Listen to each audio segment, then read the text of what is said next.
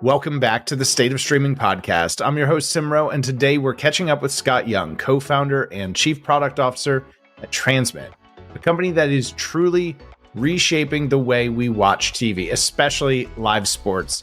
In today's conversation, we'll be learning about how streaming publishers are adding 20 to 30% incremental revenue without compromising the viewer experience, actually driving up to 4x ROAS for brands. We're going to talk about why the opportunity could be even bigger in subscription video on-demand environments, SVOD, and how to do it without compromising the promise to ad-free viewing for those platforms.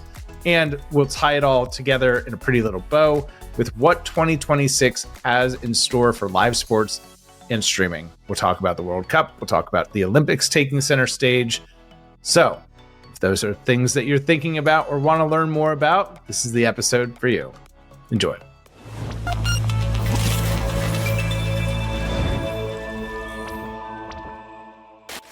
We'd love to learn a little bit more about the problem that Transmit solves. Yeah, where the problem starts is that the media industry is suffering. The entire economic model is changing faster than they could devise solutions for. And by they, I mean media owners, rights holders, streaming operators, broadcasters. And that's really because of a couple things. First and foremost, it's because it used to be really easy. We would sign up for cable. We would have a regional cable provider, and then they would share in that subscription revenue to each media operator or rights owner that had a channel with the cable operator. And that's very easy economics for the networks to kind of like look at when they're considering their media rights acquisition strategies, because they can just be like, all right, I know I can rely on this revenue month over month. It's very stable. And I know how I could even encourage more subscribers, more to sign up equals more revenue to my channel and network.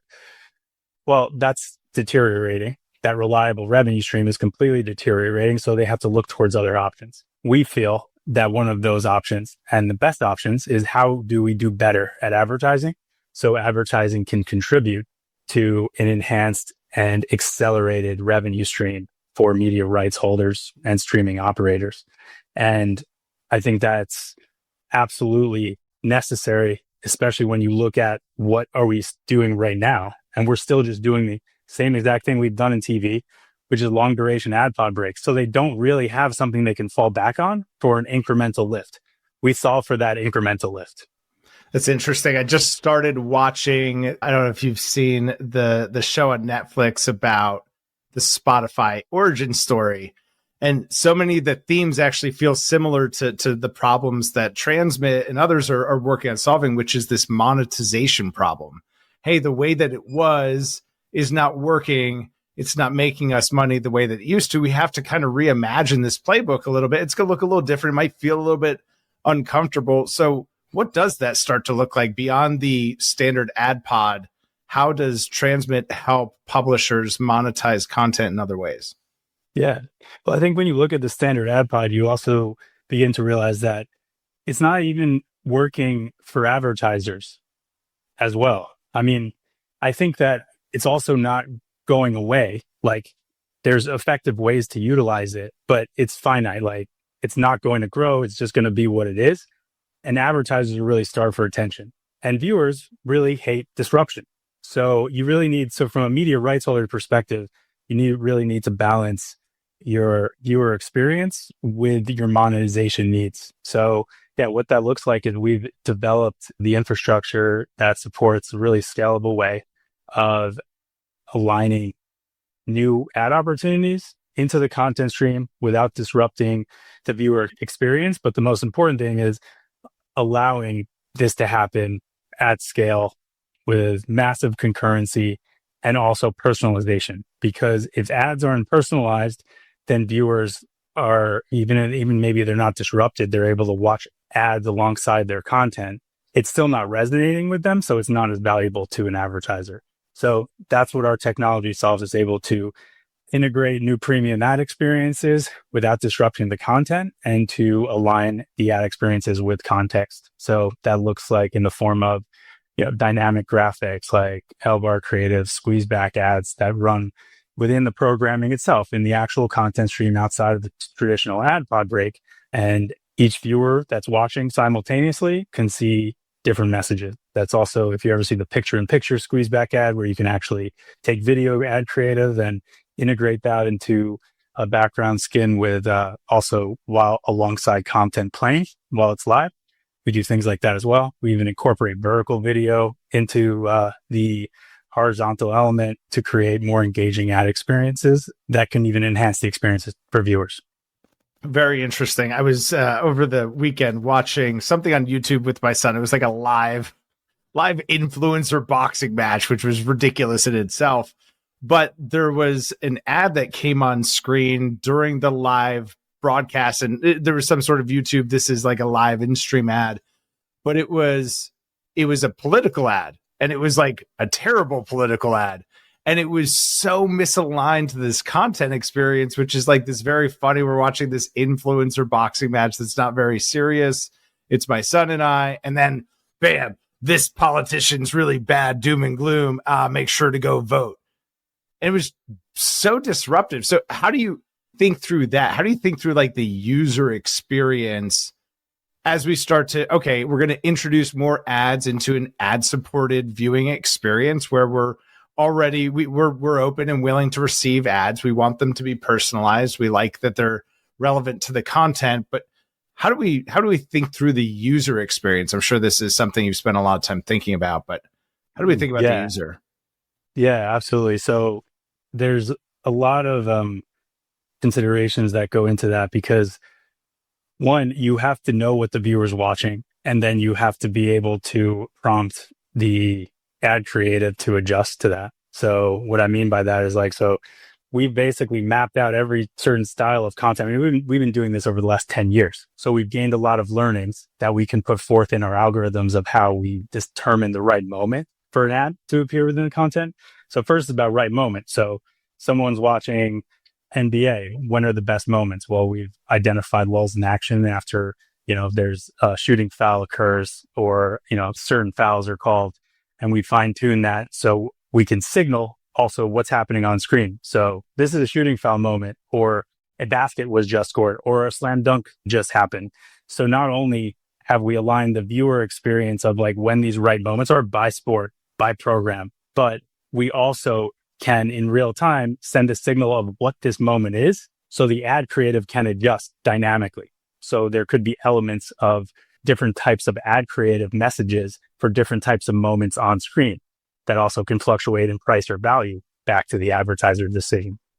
That's a great point too. Just being able to price the inventory based on, hey, who's trying to reach who in that moment with which creative, what matches best. And obviously there's a lot of moving parts to make that all work in a perfect world, but it does seem like this continues pushing the conversation back towards creative.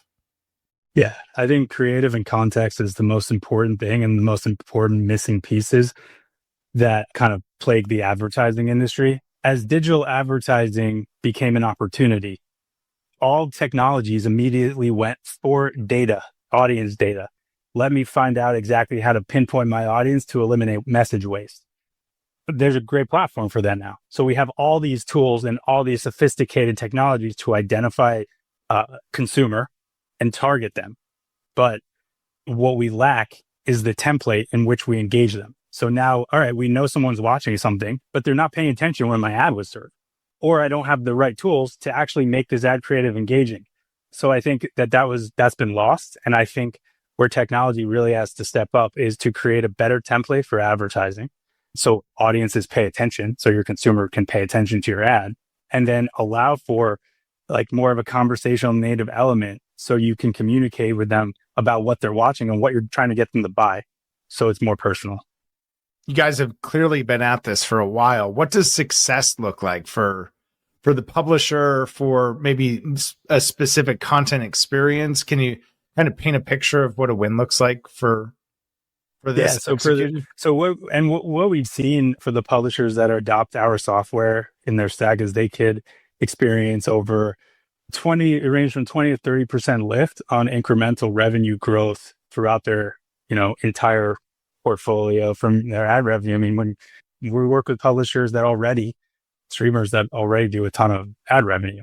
It's a really big lift. And I think it could go even farther, and we can get into what that looks like, but that's on the revenue side. But then you have more of the performance driven elements of like, from the advertiser perspective, like, is this working for them? And obviously they're adopting these, in content ad experiences because it does. They see attention rates go up, all based off of third-party measurement standards that they're tracking and measuring their campaign's effectiveness. We've seen return on ad spend get driven up by 4 times, which is a really big lift. And obviously one of the most important drivers behind advertising, because if no one's seeing it and your revenue is not growing as an advertiser, then you're not going to pay a premium for it. And that publishers like these types of formats because they drive a premium, because you get more of a one-to-one experience with an intended consumer. So how do you buy it? How do you find this sort of inventory? Is it direct through the publisher? Is it available programmatically? How do folks buy it? So I think that's the best question, because I think technology has existed for a long time to put a graphic on a screen.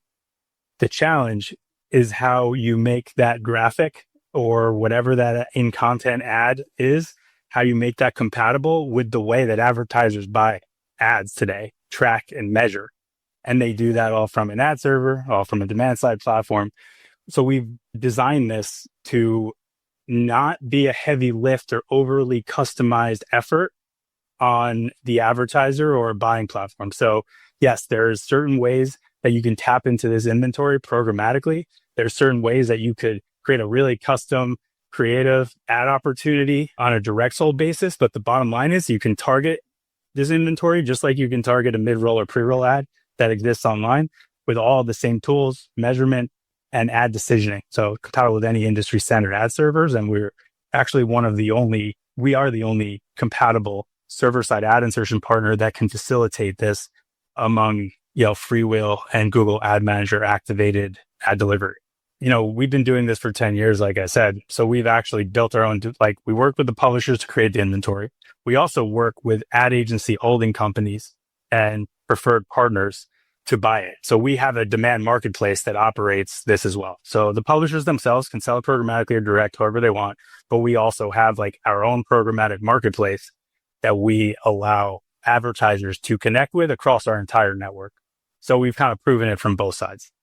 Where are some of the publishers where we were likely to have seen this already?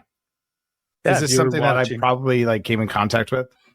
Sure. Yeah. We work with a large majority of the regional sports networks. If you're watching a Yankees game, you're watching a Nets game, you're watching the Knicks, the list, marquee, the list goes on and on. So streaming sports content. Also, we power over 250 FAST channels, and that's continues to grow. So we're working across major OEMs to power this ad experience within the free ad supported streaming platforms that they like Vizio Plus, LG channels, etc. Cool. So we've definitely already seen it. And you said there's a bigger picture. There's more opportunity beyond what we've already achieved. The 20 to 30% additional revenue growth, the great results for advertisers. There's more opportunity, you think. What does that mean? What does that look like? Yeah, I think, the first point of adoption is usually if you just look at any broadcast network or streaming platform, they're gaining subscriptions, but they have a lesser tier, right? For this comes with ads and then one that doesn't. So their first point of adoption for this is let's put this in the ad tier. And I think you gain a lot of value. That's a 20 to 30% incremental lift. But we've been working to deploy this with a select few direct-to-consumer applications that have a no ads tier, because this isn't like a break in action. You're not taking the viewer away with a long duration ad pod break. So you can gain a lot of incremental value by delivering a better quality ad experience that's not annoying to the viewer with the higher pricing plan for a subscription. So I think it enhances the value of you can even think of this as just a more native ad experience, and it doesn't have to fit into the standard classic, I'm going to disrupt you for 2 minutes every 30 minutes, or it's a lot longer on some platforms.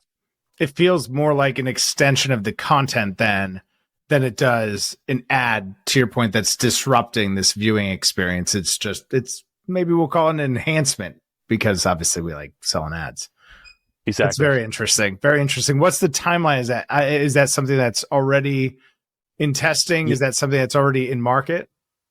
Yeah, I mean, that's something that we have right now. We're in market with a few on this, but we're launching in 2026 with some really large players who will be releasing this type of ad innovation on their no ads tier subscription plan. Interesting. Well, hopefully folks are learning about it here first. And Scott, if they want to get in touch, where do they go? What's the best place to get in touch with you, to connect with you, learn more about Transmit? They could email me, scott@transmit.live. Awesome. Before we let you go, I do want to talk about, obviously, 2026. You just teased a little bit there. If we look forward to the World Cup, that was a big headline for Transmit here in 2025. What's Transmit's involvement with the World Cup? Why should we be excited about live sports and the opportunities going forward? Yeah, so we'll be powering some major ad experiences in and around the World Cup, especially with our work in the FIFA streaming network. I think just 2026 is a major year for sports streaming in general. I mean, it's an Olympics year, it's a World Cup year in North America. So I think we'll just experience such massive volume of viewership from the North America market, unlike we've ever seen. And I think it'll be a major indicator of streaming's future growth potential. And I think we'll see some new and innovative ad experiences that we have teed up in and around that content. And then I also think it's also a major year where we'll see the fast streaming space gain a lot of growth, not just from a viewership perspective. And I'm talking about the interface from the OEMs. I think they have such a major opportunity, like Samsung, LG, Vizio, in their free streaming channels, because I think we'll continue to see a lot more and more tentpole live content be exposed through those channels and be available to viewers. And I think that we'll see a ton of ad innovation around that, especially because they have so much control over the entire interface and experience. And we're working with a lot of them to do that. So I'm really excited about the growth in those sectors specifically. That is interesting. And actually, a guest we just chatted with recently, we were talking about it's not just sports anymore. It's live anything. Live anything is the most premium opportunity. Can you give us, maybe tease a little bit more detail around what some of those experiences might look like? Yeah, I mean, I think it's just a lot. It's a lot of what we're talking about. I think it's more of just like the live sports, which is historically contained just within, subscription walls or providers. I think we're seeing a trend of wider distribution across varying platforms. And I think the fast platforms are one that we're starting to see more and more live tentpole events from the regional sports networks, MLB games, NBA games, NHL games, even NFL to a certain extent, releasing live tentpole sporting events, professional sporting events for free across those channels. And the main driver for that is ad revenue and discovery. And we're powering a lot of those ad experiences. It's a good theme. Hey, the game is changing and we've got to find a way to continue to make money and ideally make more money. And I think this is obviously a great way to do that. So Scott, thank you again for being here. Thank you for this great conversation. We look forward to 2026 and obviously having more dialogue just like this. Thanks so much. Thanks, Scott.